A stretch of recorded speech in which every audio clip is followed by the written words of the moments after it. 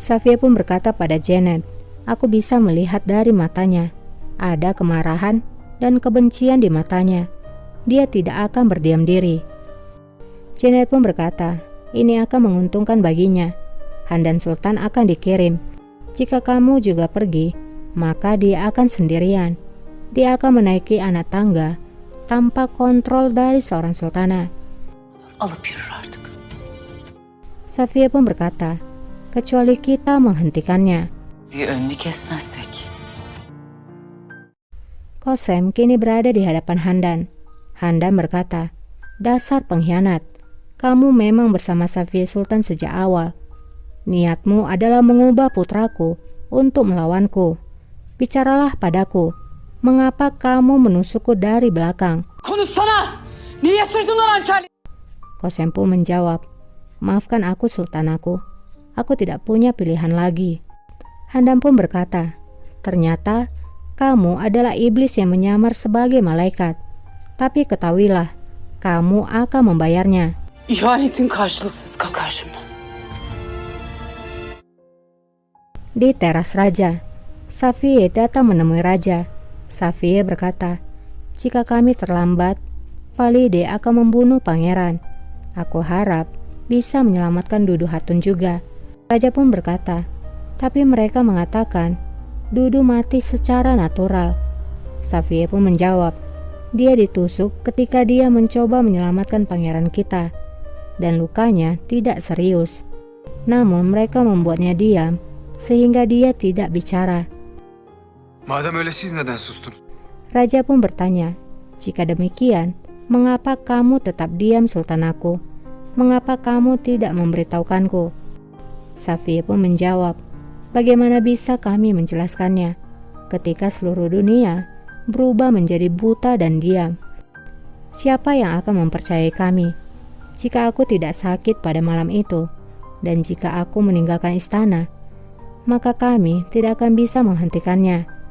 Ahmed, kami menghormati keinginanmu. Kami tidak mengharapkan apapun. Kami akan pergi kapanpun kamu mau. Tapi kamu tidak boleh mengabaikan kesalahan dari ibumu. Kalau tidak, mereka akan meragukan keadilanmu." Adaletinden şüphe ederler. Mendengar kata-kata dari Safia Sultan, raja pun hanya diam sambil berpikir.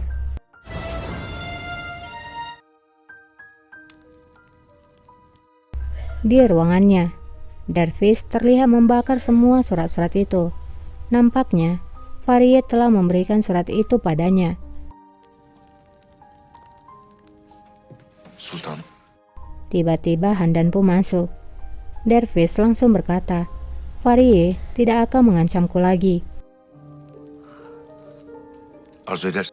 Tapi tiba-tiba Handan pun terhuyung dan Dervish berkata, "Jika kamu mau, aku akan memanggilkan dokter." Handan pun menjawab, "Duduklah Dervish. Tidakkah kamu mendengar apa yang telah terjadi? Singaku telah menyerbu Harim." Dervish pun menjawab, "Aku harap kamu memberitahukanku sebelumnya." Handan pun berkata, "Sekarang kamu sudah tahu apa yang harus aku lakukan.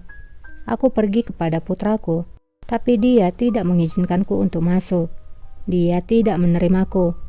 Dervish pun menjawab, "Jangan khawatir Sultan aku. Raja sedang marah sekarang, tapi dia akan tenang." Handan pun bertanya, "Lalu apa yang akan terjadi kemudian Dervish? Ini adalah kejahatan serius. Dia bahkan bisa mengeksekusiku." Kararı bile verebilir. Dervish pun menjawab, "Eksekusi? Dia adalah putramu. Anak seperti apa yang membunuh ibunya sendiri? Dia hanya tidak akan berbicara sementara waktu. Dia hanya akan marah padamu.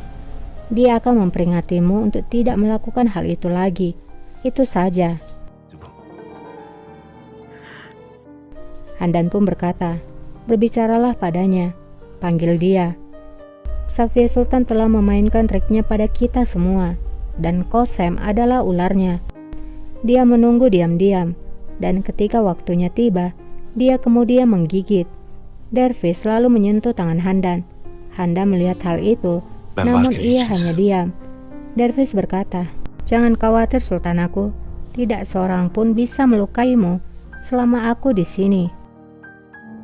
izin vermem. Aku tidak akan membiarkan hal itu.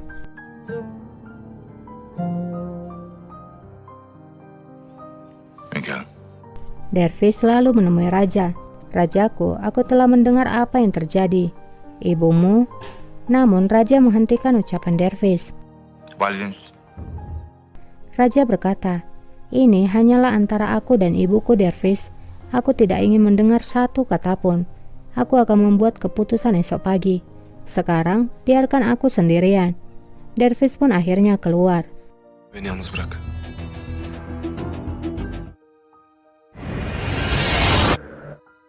Raja nampak tidak pergi ke ruangannya.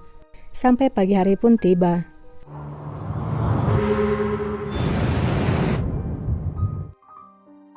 Safia dan Halime pun berbicara. Halime bertanya, mengapa Raja tidak mengirimkanmu untuk pergi? Safia pun menjawab, kami ingin berada di sini sampai pernikahan Farie. Halime pun berkata, apakah dia menerimanya? Safia pun menjawab, tidak, tapi dia tidak menolaknya. Kamu terlihat sangat tenang beberapa hari ini, terkecuali menyerang wanita hamil. Halime pun menjawab, aku tidak melakukan apapun dengan itu. Safia pun berkata, aku tidak yakin dengan hal itu, karena jika kami menghitung wanita yang kamu sakiti sampai hari ini, maka pastinya tidak akan ada ruangan di harem. Halime pun menjawab, kamulah yang membawa mereka semua di hadapanku Sultan aku. Bukankah Handan Sultan adalah salah satu dari mereka juga? Kamu membuatnya menjadi musuhku hanya untuk menghancurkanku. Ada satu lagi, saingan pertamaku, Janet Kalfa. Cennet Kalfa. Dia masih bersamamu. Safia pun berkata, kamulah yang membakar wajahnya. Yüzünü yaktınız hatunun. Jadi aku merasa kasihan padanya. Halime pun menjawab, kamu tahu, bukan aku yang melakukan hal itu. Safia pun berkata, kami mengundangmu bukan untuk membahas masa lalu. Jadi dari percakapan ini, nampak kalau Halime dialah yang telah membakar wajah dari Janet. Kita tahu sebelumnya, Janet telah menceritakan masa lalunya kepada Kosem, dan dia juga tidak tahu siapa yang membakar wajahnya.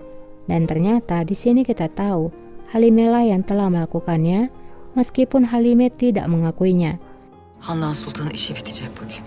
Safia berkata, Handan Sultan akan berakhir hari ini. Pilihlah kamu di sisi siapa sekarang Halime. Apakah kamu bersama kami atau menentang kami? Aramızda mı? Bilelim. Halime pun menjawab, mari kita lihat hasilnya dulu. Mari lihat apa yang akan terjadi. Kemudian aku akan memberikan jawabanku. Sonra veririm cevabımı.